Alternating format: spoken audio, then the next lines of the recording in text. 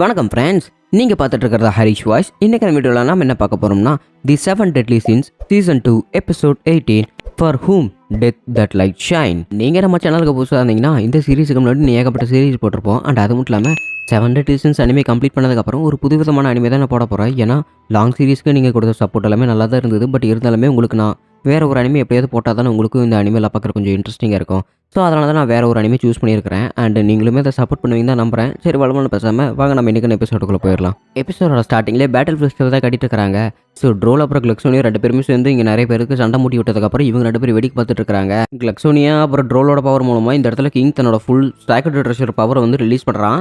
And அதே சமயத்தில் இங்கே டெல்ட்ரை கட்டிட்டு இருக்காங்க. ஸோ உயிருக்கு போட இருக்கிற டெல்ட்ரைனை ஏதோ ஒரு மேட்ச் வந்து காப்பாற்றுறாங்க. நல்ல வேலை நீங்கள் என்ன உயிரோட இருக்கிறீங்க, எனக்கு கொஞ்சம் ரெஸ்ட் எடுத்தால் நீங்கள் உயிர் பழச்சிக்குவீங்க அப்படின்னு சொல்லிட்டு அவங்க நல்லா சொல்கிறாங்க. ரொம்பவே நன்றி அப்படின்னு சொல்லிட்டு ஒரு ஃப்ளாஷ்பேக் கட்டிட்டு இருக்காங்க. டகிடோ, நீ மட்டும் இல்லைன்னா எங்களால் எதுவுமே பண்ணியிருக்க முடியாது அப்படின்னு. ஸோ நான் ஒரு மனுஷனா உன்னை நான் விட்டு போகிறேன், பட் இருந்தாலுமே நான் ஒரு டீமன் ஆச்சு, உன்னை எப்படி நான் விட்டு போக முடியும் அப்படின்னு சொல்லிட்டு ஃபைனல் அட்டாக்கை பார்த்தீங்கன்னா இந்த இடத்துல ட்ரேஃபஸ் அட்டாக் பண்ணும்போது தன்னோட பூஸ்ட் அப்படிங்கிற ஒரு பவர் மூலமாக டகிடோ வந்து காப்பாற்றிட்டான். பட் இருந்தாலுமே நாம் வந்து டெல்சன் அதுக்கப்புறம் டெத் பீர்ஸ் நினச்சி தான் கவலைப்படாகணும் அப்படின்னு சொல்லிட்டு அங்கே ஆர்டர்னு சொல்லிட்டு இருக்கிறார். பரவாயில்ல, லார்ட் டெல்சன் எப்படி தப்பிச்சிருப்பாரு. அண்ட் அது மட்டும் இல்லாமல் அவர்கிட்ட ஒரு சீக்ரெட் பவர் இருக்குதுல்ல. ஸோ ட்ரேஃபஸ் மேலே அவர் வந்து டெட்மேன் ரிவெஞ்ச் பவர் போட்டதுனால அவன் நேரம் தூங்கி இருக்க கூட முடியாது அப்படின்னு சொல்லிட்டு இந்த இடத்துல டகிடோ பேசிட்டு இருக்கும்போது ட்ரேஃபஸை கட்டிட்டு இருக்காங்க. ஸோ இவன் யார் எல்லாமே கொண்டானோ அந்த ஆத்மா எல்லாமே இவன் வந்து சித்திரவதை பண்ணிட்டு இருக்குது. இருந்தாலுமே அந்த ஆத்மா சித்திரவதை பண்ணுறதுக்குலாம் இவனும் பெருசாக இல்லை. ஏன்னா இவனோட நெஞ்சில் ஒரு மார்க் இருக்கனால அந்த மார்க்கை வெட்டி எடுத்ததுக்கப்புறம் அந்த மார்க் இவனோட இன்னொரு பகுதியில் வந்துருச்சு இவனோட உடம்புலையே. பட் எனக்கு என்ன ஆச்சரியம்னா நீயே சரட்ரஸ் என்ன பழி வாங்காமல் இருக்கிற அப்படின்னு சொல்லிட்டு இன்னொரு பக்கம் ட்ரேஃபஸுக்கு ஒரு மாதிரி சந்தேகமாக இருக்குது தன்னோட அண்ணனை கொண்டதுனால. அண்ட் இங்கே கிங்குமே பார்த்தீங்கன்னா தன்னோட full socket treasure power release பண்ணிட்டான். அப்படிங்கப்பா இந்த மாதிரி ஒரு பொடியெல்லாம் சாக்கட் ட்ரெஷரோட ஃபுல் பவர் ரிலீஸ் பண்ணுறது நான் இப்போ தான் பார்க்குறேன் அப்படின்னு சொல்லிட்டு கிளக்ஸோனி பேசிகிட்டே இருக்கிறான். ஏன்னா அவனுமே ஒரு ஃபேரி கிங் தானே. அதனால கிங் பார்த்தீங்கன்னா தன்னோட முடிஞ்ச அளவுக்கு பவர் அட்டாக் பண்ணிகிட்டே இருக்கிறான்.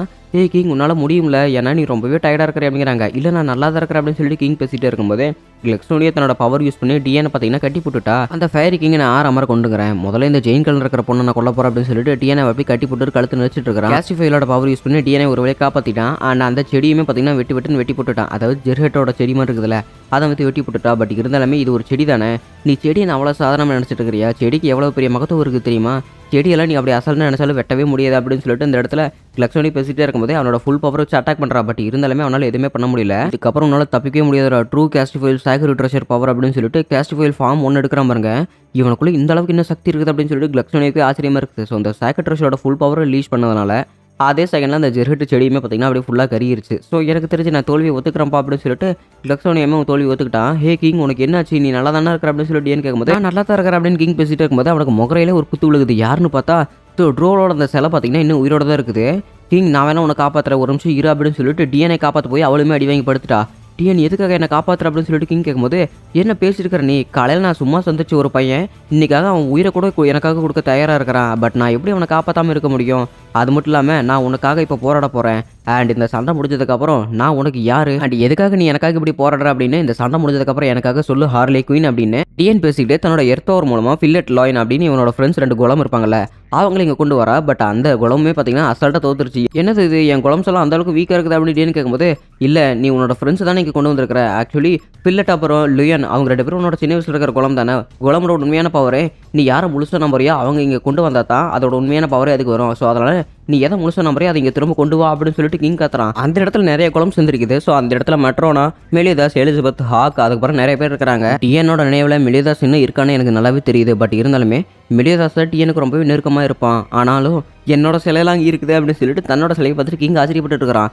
டிஎன் என்ன என்னோட சிலையெல்லாம் இருக்குது அப்படின்னு கிங் கேட்கும்போது என்ன பேசியிருக்கிற நீ எனக்கு ஒரு க்ளோசஸ்ட் ஃப்ரெண்ட் தான் தெரியுமா, அதனால தான் நான் உன்னோட சிலை இங்கே கொண்டு வந்திருக்கிறேன் அப்படின்னு சொல்லிட்டு தன்னோட பவர் எல்லாமே அன்லீஸ் பண்ணுற மாதிரி அங்கே இருக்கிற எல்லா குளமுமே அந்த இடத்துல ட்ரோலோட சிலையை போய் அடிக்க போயிட்டு இருக்குது. எலிசபெத் குளம் பார்த்தீங்கன்னா அந்த ட்ரோலோட சிலையை போய் ஒரு கையை பிடிக்க திருப்பி அந்த 6 பேக்லேயே எலிசபெத் ஒரு குத்து விடுறா பாருங்க. எலிசபெத்தோட கை உடஞ்சி போச்சு. ஏன்னா அந்த அளவுக்கு அந்த ட்ரோல் ஸ்ட்ராங்காக இருக்குது. அண்ட் அதே சமயத்தில் மெலிதாஸ் தலைமையில் ஏறி போய் ஒரு குத்திக்கிட்டே இருக்க மற்றவனை இப்போ உன்னோட சக்தி நீ காட்டியாகணும் அப்படின்னு சொல்லிட்டு மற்றவனை போட்டு அந்த ட்ரோலை போட்டு நசுக்கிறா. அண்ட் அந்த சிலையுமே கொஞ்சம் கொஞ்சமாக உடையிற மாதிரி இருக்கும்போது அந்த ட்ரோல் சிலை பார்த்தீங்கன்னா எட்டி ஒரு உதவுடுது பாருங்க. அதே சமயத்தில் மற்றவன சிலையுமே செத்து போச்சு. ஸோ இப்போ கிங் சிலை ஒன்று மட்டும் தான் இருக்குது அப்படின்னு சொல்லிட்டு இருக்கும்போது நான் அந்த அளவுக்கு ஒன்றும் சக்தி வந்தவில்லை அப்படின்னு கிங் பேசிகிட்டே இருக்கிறான். அந்த சிலையுமே பார்த்தீங்கன்னா ஒரே குத்தில் அந்த ட்ரோல் சிலையை உடச்சிருச்சு. டிஎன் நீ என்ன ரொம்பவே சக்தி வந்தோன்னு நினச்சிட்டு இருக்குன்னு நினைக்கிறேன், நான் ஒன்றும் அந்த அளவுக்கு சக்தி வந்தவில்லை அப்படின்னு சொல்லிட்டு தன்னோட சிலை கிட்ட வரும்போது இந்த இடத்துல கிங் பேசிட்டு இருக்கிற. பரவாயில்ல, நீ எனக்கு தெரிஞ்ச அளவுக்கு ரொம்பவே சக்தி வந்தவன் தான் அப்படின்னு டிஎன் பேசிட்டு இருக்கிறா. அதே சமயத்தில் கோத்ருமே ஜெரிகோ நீ என் கூட டீமில் சேர்ந்து சண்டை போட்டாகணும், இல்லைனா நான் உன்னோட நினைவுகளை எடுத்து நீ சாகிற வரைக்கும் உன்னை நான் சாக வைப்பேன் அப்படின்னு சொல்லிட்டு இங்கே கோத்தர் பேசிகிட்டே இருக்கிறான். அதே சமயத்தில் லார்ட் டென்சன் கட்டிட்டு இருக்காங்க. ஸோ ஹோலிக் நைட் குஸ்டவ் அண்ட் ஹோலிக் நைட் குயிலா நீங்கள் 2 பேருமே விரைந்து ஜில்டானுக்கு வந்ததுனால தான் எங்களோட உயிர் காப்பாற்றப்பட்டிருக்கு அப்படிங்கிறாங்க. பட் இருந்தாலுமே 10 கமாண்ட்மெண்ட்ஸ் எல்லாமே நீங்கள் தோக்கடிக்க முடியாத அளவுக்கு அந்த அளவுக்கு சக்தி வந்தவங்களா இருக்காங்க அப்படின்னு சொல்லிட்டு குஸ்டவ் கேட்டுகிட்டே இருக்கும்போது அவங்களும் ரொம்பவே சக்தி வந்தவங்க அப்படின்னு சொல்லிட்டு ஜில்டான் சொல்லிட்டு இருக்கிறான்.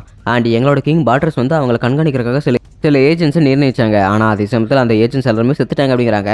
ஆனால் எல்லா ஏஜென்ட்ஸும் மிஸ் ஆகலை. என்னோட ஒரு ஏஜென்ட் இங்கே திரும்ப வந்துட்டா. என்னோட ஏஜென்ட் வந்து யாருக்கனுக்கு தெரிய மாட்டா, அவன் எனக்கு மட்டும் தான் தெரியவா. அவள் ஒரு ஃபேரி, அவளோட பேர் விசி. என்ன விசி, என்ன விஷயம் சொல்லு அப்படின்னு சொல்லிட்டு இருக்கும்போது, என்னது நான் உனக்காக பாட்டு பண்ணுமா, சரி நான் இங்கே அப்புறமா பாடுறேன், ஏன்னா இங்கே எல்லாருமே இருக்கிறாங்கல்ல, நீ என்னென்ன பார்த்தியா அதை எல்லாத்தையுமே என்கிட்ட சொல்லு அப்படின்னு சொல்லிட்டு விசி கிட்ட டெத் பீஸ் கேட்கும்போது நார்த் பிரிட்டானியா நகரத்தில் இருக்கிற 9 நகரங்களை இவங்க ஆக்கிரமிச்சிட்டாங்க. அதே சமயத்தில் நிறைய வில்லேஜஸ் இருக்கிற மக்களை இவங்க ஆத்மா வந்து சாப்பிட்டுக்கிட்டே இருக்கிறாங்க. அப்படின்னா அங்கே இருக்கிற எல்லா மக்களுமே செத்துட்டாங்க. அண்ட் அதே சமயத்தில் கேம்லாத் தலைநகரத்தை முல்லாவே ஆக்கிரமிச்சிட்டாங்க. இப்போ அந்த நகரம் எல்லாமே டீமனோட ஒரு ஹோமாக தான் இருக்குது. அந்த இடத்துல இருக்கிற எல்லாத்தையுமே கொண்டது ஒரே ஒரு ஆள் தான். அவன் எல்லாருமே இப்போ ரொம்பவே மோசமான நிலைமையில் இருக்கிறாங்க அப்படின்னு சொல்லிட்டு அங்கே இருக்கிற எல்லாருமே பேசிகிட்டே இருக்கும்போது, அப்படின்னா இப்போ நம்ம என்ன பண்ணுறது அப்படின்னு சொல்லிட்டு குயிலா கேட்குறா. ஹோலிக் நைட் குயிலா, நான் உனக்காக ஒரு வேலை கொடுக்குறேன்.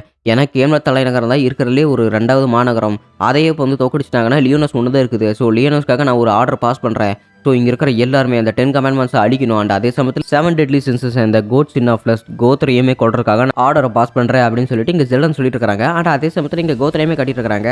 கோத்தர் என்ன பைத்தியக்காரத்தனமாக பண்ணிட்டு இருக்கிறேன், நீ உன்னோட டீம்மேட்ஸோட மெமரிஸ் எடுக்க போறியா அப்படின்னு சொல்லிட்டு இந்த இடத்துல ஜெரிக்கோ கத்திக்கிட்டே இருக்கும்போது, நீ மட்டும் என்ன பண்ண, நீ டீமனாக மாறினப்போ உன்னோட அண்ணனை அப்புறம் உன்னோட காதலனையுமே கொல்ல பார்த்தில, அது மட்டும் நல்லதா அப்படின்னு சொல்லிட்டு இங்கே கோத்தர் கேட்டுக்கிட்டே இருக்கிறான். ஆக்சுவலி அப்போ நான் ஒரு டீமனாக இருந்தேன், அதனால தான் என்னால் எதுவுமே பண்ண முடியல அப்படின்னு சொல்லிட்டு இங்கே ஜெரிக்கோ பேசிகிட்டே இருக்கிறான். இவங்களுக்கு ஆப்போசிட் டீமில் எஸ்கனர் அப்புறம் ஹாக் இருக்கிறனால ஹாக் இவங்க 2 பேர்த்தோட பவருமே தெரியுது. ஸோ வெறும் 250 வச்சிருக்கிற இந்த ஹோலிக் நைட் இவளால் என்ன பண்ண முடியும் அப்படின்னு சொல்லிட்டு ஹாக் கேட்டுக்கிட்டே இருக்கிறேன். எஸ்கனருக்கு இந்த சண்டையை பார்க்கும்போது என் கால் எல்லாமே உதறல் அடிச்சிருச்சு. ஏங்க இந்த ஃபைட் ஃபெஸ்டிவலுக்கு நான் சரக்கு டெலிவரி பண்ண வந்தேன், என்ன இதுக்கு சண்டை எல்லாமே போட விட்றீங்க அப்படின்னு சொல்லிட்டு எஸ்கனர் கேட்கும்போது, அதுதான் இப்போ நல்ல விஷயமே. ஏன்னா இந்த இடத்துல மனுஷங்க ஒரு விஷயத்தை அடையணும்னா என்ன வேணா செய்வாங்க. அந்த மாதிரி ஒரு சமயத்தில் தான் நீ இப்போ இருக்கிற, உன்னால் முடிஞ்சதை பண்ண அப்படின்னு சொல்லிட்டு இந்த இடத்துல கிளக்ஸனி பேசிட்டே இருக்கும்போது, கேப்டன் இப்போ நான் என்ன பண்ணுறது அப்படின்னு சொல்லிட்டு எஸ்கனர் ஒரு கத்திக்கிட்டே இருக்க, மெலிதாஸ் எதுவுமே பண்ணாமல் சிலையாட்ட அப்படி நின்று பார்த்துக்கிட்டே இருக்கிறான். என்னோட மேஜிக் கண் மூலமாக பார்த்தாலும் அவன் எந்த ஒரு மேஜிக்குமே பயன்படுத்துகிற மாதிரி எனக்கு தெரியல அப்படின்னு ட்ரோல் கிளக்ஸனி கிட்ட பேசிட்டே இருக்கிறான். ஏப்பா ஒட்டுமீச, நீ ஒன்றும் பயப்படாதப்பா, நான் கூட இருக்கிறேன்ல அப்படின்னு சொல்லிட்டு ஹாக் ஒரு பக்கம் பேசிகிட்டே இருக்க, இன்னொரு பக்கம் ஜெரிகோவுக்கு செம கவுந்துருச்சு. நீ உன்னோட டீம்மேட்ஸ் வந்து நீ கொல்ல முடியாது, ஏன்னா அவங்க எல்லாருமே உன் கூட இருக்கிற காம்ரேட்ஸ். என்னதான் இருந்தாலுமே அவங்களுக்கு உன்னை பிடிக்கலனாலும் அவங்க உன் கூட சேர்ந்து நிறைய காலங்கள் பயணிச்சிருக்காங்க. அந்த பயணங்கள் எல்லாமே உன் இணையத்தோட ஒரு ஒன்றிணைப்பாக இருக்கும். அதனால நீ எதுவுமே பண்ணக்கூடாது அவங்களை அப்படின்னு ஜெரிகோ பேசிகிட்டே இருக்கும்போது ஜெரிகோ வந்து ஒரு குத்து விட்டுறான் பாருங்க. அவள் அதே சமயத்தில் கீழே விழுக ஹாக்கு சமக்கம் வந்து அடிக்க போயிட்டே இருக்கிறா. ஸோ ஹாக்குனால் என்ன பண்ண முடியும், கோத்தரை எதிர்த்து ஹாக்குமே பார்த்தீங்கன்னா அடிவேன் கீழே படுத்துருச்சு. கோத்தரோட மைண்ட் கண்ட்ரோலிங் பவர் மூலமாக எஸ்கனோட பாடியை அவன் ஆக்கிரமிச்சதுக்கப்புறம் அவனுக்கு கிட்டே பார்த்தீங்கன்னா நடந்து வந்துட்டு இருக்கிறான். என்னாச்சு, என் உடம்பு தானவே செயல்படுது அப்படின்னு சொல்லிட்டு கோத்தரை அவனுக்கு கிட்டே வந்துட்டு இருக்கிறான். ஸோ இப்போ லைன்ஸ் ஆஃப் ப்ரைட் வச்சிருக்கிற கோத்தரை நான் தோக்கடிச்சு என்னோட பெருமையை என்ன நான் சேர்த்துக்க போகிறேன் அப்படின்னு சொல்லிட்டு கோத்தருக்கு கனவுல கூட நினச்சி பார்க்க முடியாத கெட்ட விஷயங்களை பார்த்தீங்கன்னா அவனோட கனவுல காட்டிகிட்டே இருக்கிறான். நான் எங்கே இருக்கிறேன் அப்படின்னு சொல்லிட்டு கோத்தருக்கே அவன் கனவுல இருக்கிற மாதிரி இருக்குது. அண்ட் அதே சமயத்தில் என் செல்ல மகன் பிறந்துட்டான் பாரு எஸ்கனார், அவனோட பேர் எவ்வளோ அற்புதமாக இருக்குது அப்படிங்கிறாங்க. என்ன பார்த்தா எஸ்கனாரோட அப்பா அம்மா ஒரு ராஜா ராணி மாதிரி இருந்திருக்காங்க. ஸோ எஸ்கனார் பிறந்தோடனே தன்னோட அண்ணனுக்கு இவன் சுத்தமாக பிடிக்கவே இல்லை. ஏன்னா அப்பா அம்மா 2 பேருமே தம்பி மேலேயே பாசம் காட்டுறதுனால தம்பி போட்டு அடிச்சுக்கிட்டே இருக்கிறான். அண்ணா இப்படியெல்லாம் பண்ணாத, என்னை விட்டுரு அப்படின்னு சொல்லிட்டு கோவத்தில் பார்த்தீங்கன்னா எஸ்கனர் ஒரு தடவை அண்ணனோட கையை வந்து அப்படி உடச்சிட்றான். நீ இவ்வளோ பெரிய சாபமாக இருப்பேன்னு நான் நினச்ச கூட பார்க்கல, நீ ஒரு மான்ஸ்டர் அப்படின்னு சொல்லிட்டு தன்னோட அப்பா அம்மாவுக்கே பார்த்தீங்கன்னா எஸ்கனர் பார்த்து பயம் வந்துருச்சு. அண்ட் அந்த பிரச்சனையினால எஸ்கனர் இந்த ஊரை விட்டே போயிடுறான். இளவரசன் இருந்து தப்பிச்சு போயிட்டார் அப்படின்னு சொல்லிட்டு இருக்கும்போது ரோசா அப்படிங்கிற ஒரு பொண்ணு தான் இங்கே நம்ம எஸ்கனர் வந்து ஒரு பேரில் போட்டு காப்பாற்றிருப்பாங்க. அண்ட் நம்ம எஸ்கனருமே பார்த்தீங்கன்னா ஏதோ ஒரு ஊருக்குள்ளே ஏதோ ஒரு மிருகத்தை போட்டு அடிச்சிட்டு இருக்குது. அவனோட உடம்பெல்லாம் பார்த்ததுக்கப்புறம் நீ ஏன் டீமில் வந்து சேர்ந்துக்கிறே அப்படின்னு சொல்லிட்டு ஒரு பொண்ணோட வயசு கேட்குது. என்ன அசால்ட்டாக உன் டீமில் சேர்த்துக்க பார்க்குறியா லேடி அப்படின்னு சொல்லிட்டு எஸ்கனர் திரும்பி பார்க்குறா. என்னென்னு பார்த்ததே தெரியுது அந்த இடத்துல 7 டெட்லி சின்ஸ்க்காக டீம்மேட்ஸுக்கு வந்திருக்கிற நம்ம மெர்லினா அப்புறம் மெலியதஸ் அங்கே இருக்கிறாங்க. ஒரு வழியாக எஸ்கனருமே பார்த்தீங்கன்னா இவங்க டீமில் வந்து சேர்ந்துக்கிட்டான். உனக்கு என்ன பார்த்தா பயமில்லை அப்படின்னு சொல்லிட்டு மெர்லின் கேட்கும்போது, பயங்கிறது மனுஷங்களுக்கு பிடிக்காத ஒரு விஷயத்தை பார்த்தா தான் அவங்களுக்கு வருது. எனக்கு உன்னோட பவர் எல்லாமே பார்த்தா ரொம்பவே அற்புதமாக இருக்குது, அதனால தான் எனக்கு உன்னை பார்த்தா பயம் இல்லை அப்படின்னு சொல்லிட்டு மெர்லின் சொல்லிட்டே இருக்கிறா. ஸோ மெர்லினை பார்க்கும்போது எஸ்கனருக்கு ஒரு மாதிரி காதல் மாதிரி இருக்குது. என்னாச்சு எஸ்கனர், நீ மெர்லின் மேலே ஏதாவது காதல் இருக்கிறியா அப்படின்னு சொல்லிட்டு கோத்தர் கேட்குறான். அது எப்படி சொல்கிறது, நீ சொல்கிற வகையை பார்த்தா எனக்கு அப்படித்தான் நாட்டு இருக்குது அப்படின்னு சொல்லிட்டு இங்கே எஸ்கனர் பேசிகிட்டு இருக்கிறான். அண்ட் அதே சமயத்தில் நீ எனக்காக தானே காத்துட்டு இருக்கிற எஸ்கனர் அப்படின்னு சொல்லிட்டு மெர்லின் நீங்கள் எஸ்கனரோட கனவுக்குள்ள வந்துட்டு இருக்கிறா. உனக்கு என்ன ரொம்பவே பிடிக்கும்ல, ஆனால் எனக்கு உன்ன மாதிரி ஒரு கேவலமான பிறவியை சுத்தமாக பிடிக்காது. உன்ன மாதிரி இருக்கிற ஒருத்தனை நான் எப்படி காதலிக்க முடியும், நீ உன்னோட வீக்னஸ் அலையை கடைசி வரைக்கும் சாம்பலாக இருந்து சாக போகிறப்பாரு அப்படின்னு சொல்லிட்டு மெர்லின் சொல்லிட்டு இருக்கிறான். அண்ட் அதே சமயத்தில் எஸ்கனர் இங்கே கொஞ்சம் கொஞ்சமாக சாம்பலாக போயிட்டு இருக்கிறான். ஸோ நீ இந்த டிஸ்பயர்லேருந்து வெளியே வரணும்னா உனக்கு சில வருஷங்களே ஆகும், அதனால் நீ இதுலேருந்து தப்பிக்க முடியாது எஸ்கனர், நான் ஜெயிக்க போகிறேன் அப்படின்னு சொல்லிட்டு இங்கே கோத்திர சொல்லிட்டே இருக்கிறான், எனக்கு புரிஞ்சுது, நீ இப்போ எனக்கு காட்டினது எல்லாம் என்னோட மோசமான நினைவுகள். ஆனால் அந்த மோசமான நினைவுகளில் எனக்கு ஒரு சூரியனாக இருந்து வழிகட்டினது மெர்லின் மட்டும்தான். அந்த சூரியனை எனக்காக காட்டினதுக்கு ரொம்பவே நன்றி. அண்ட் அது மட்டும் இல்லாமல் 7 டெட்லி சின்ஸில் இருக்கிற ஒருத்தனோட இதயத்தை வந்து பொம்மையை பயன்படுத்தினதுக்காக உன்னை நான் கருணைக்கு இல்லாமல் இப்போ கொல்ல போகிறேன் பாரு அப்படின்னு சொல்லிட்டு இங்கே எஸ்கனர் தன்னோட ஒரிஜினல் பாடிக்கு வந்துட்டு இருக்கிறான். யாரா அவன் சின்னதாக இருந்தால் இப்போ இந்த அளவுக்கு பெருசாகிட்டான், ஏப்பா ஒட்டு பீஸா நிற்காது அப்படின்னு சொல்லிட்டு இங்கே ஹாக் ஆச்சரியமாக இருக்குது. அண்ட் அதே சமயத்தில் இங்கே ட்ரோலுக்கு கிளக்ஸோனிக்கு ஆச்சரியமாக இருக்குது. எஸ்கனோரோட பவர் தன்னோட டீம்மேட்ஸான கெலாண்டை விட அதிகமாக இருக்குது.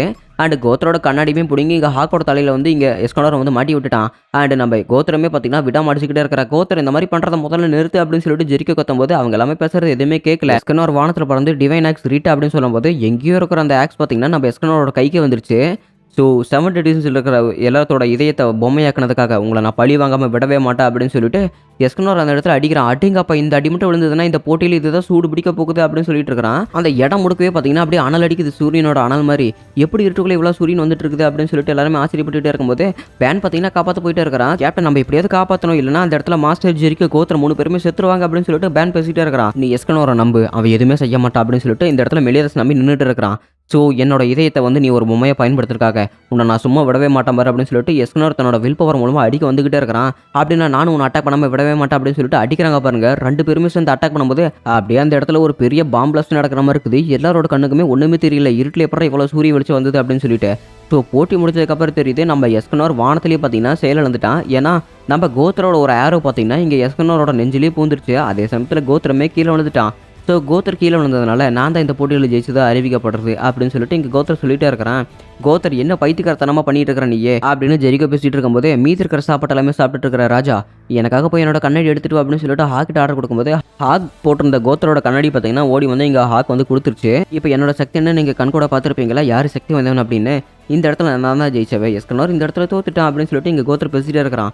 பைத்தியக்காரத்தனமா பேசிட்டு இருக்காதா, இந்த இடத்துல முதல்ல என்ன நடந்தது கூட உனக்கே தெரியல, இப்போ எஸ்கனர் உன் மேலே என்ன ஒரு ஃபீலிங்ஸில் இருப்பான்னு தெரியுமா அப்படின்னு ஜெரிக்கோ கேட்கும்போது ஃபீலிங்ஸா அப்படின்னா எனக்கு தெரிஞ்ச அவன் என் மேலே கோவமாக தான் இருப்பான்னு நினைக்கிறேன் அப்படின்னு இங்கே கோத்தர் பேசிட்டே இருக்கும்போது கோவமா அவன் மேலே கொலை வெறியில் இருப்பான்னு நினைக்கிறேன். ஏன்னா அவன் செஞ்ச காரியத்துக்கும் நீ செஞ்ச காரியத்துக்கு வித்தியாசமே இல்லை. அவன் வேற ஒன்று எய்ம் பண்ணியிருக்கிறான், நீ அவனை எய்ம் பண்ணி கொண்டிருக்கிற பார்த்தியா. முதல்ல அவன் செஞ்ச காரியத்தை போய் அந்த இடத்துல போய் பாரு. அந்த இடத்துல நீ போய் பார்த்ததுக்கப்புறம் இந்த மாதிரி ஒரு விஷயத்தை நீ செஞ்சதுக்காக ரொம்பவே வருத்தப்படுவோம், உன் ஃப்ரெண்ட்ஸ் அடிச்சதுக்காக நீ வருத்தப்படுவ பாரு அப்படின்னு சொல்லிட்டு ஜெரிக்கோ கத்திக்கிட்டே இருக்கிறா.